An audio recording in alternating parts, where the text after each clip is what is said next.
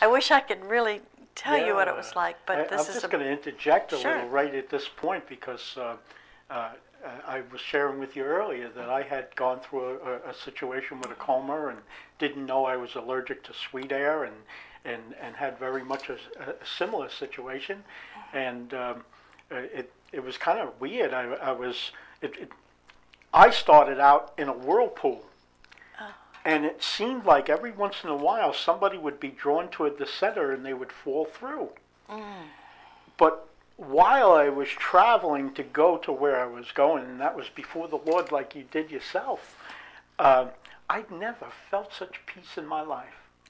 And I just remember, like we were discussing before, coming back and people saying, well, what was it like? And there's no words.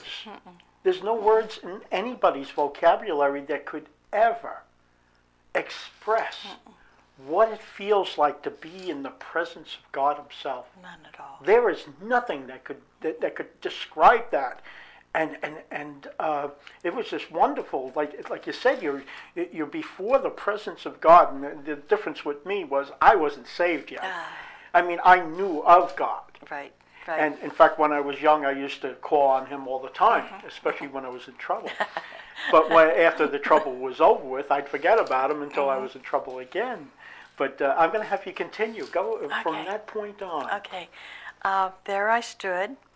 The first thing that impressed me that I was standing in His presence. Yes. That was the most wonderful thing. Awesome. The second thing that I realized, He accepted me exactly as I was. Yes. And loved me completely. Yes. Never have I ever known a love like that or an acceptance like that. Yes. People like this part of you or that part of you or what you can say or what you can do or whatever. But nobody ever knew the real me. Yes. Or could accept me. Right? Correct, exactly. Praise God. So anyhow, He and I started to communicate back and forth, back and forth. Now, it wasn't like you and I are talking now. Right. It was on a spiritual level. And the only way I can explain it is I knew what He was thinking. I could hear that. He knew what I was thinking. If I asked a question, He answered. Yes. He would say something more, and I would understand it. I didn't have to flip in the Bible and find out about what it. did that I mean? understood Right. that. Yeah. Exactly. I understood what He was saying. I more than felt what He was saying. I became a part of what He was saying. Yes. Because I was in Him and He was in me completely. Yes.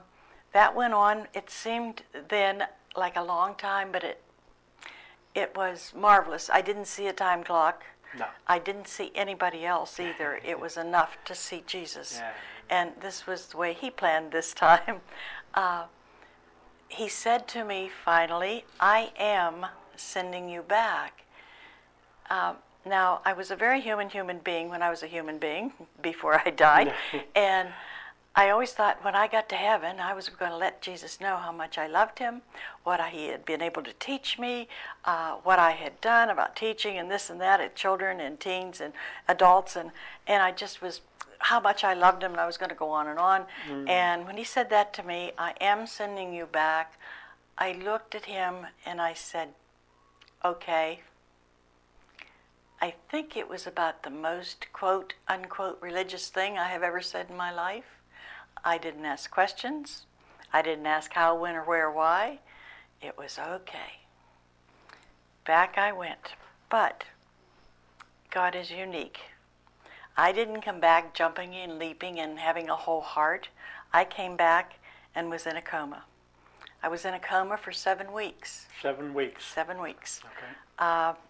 The EMTs were the last human voices I heard.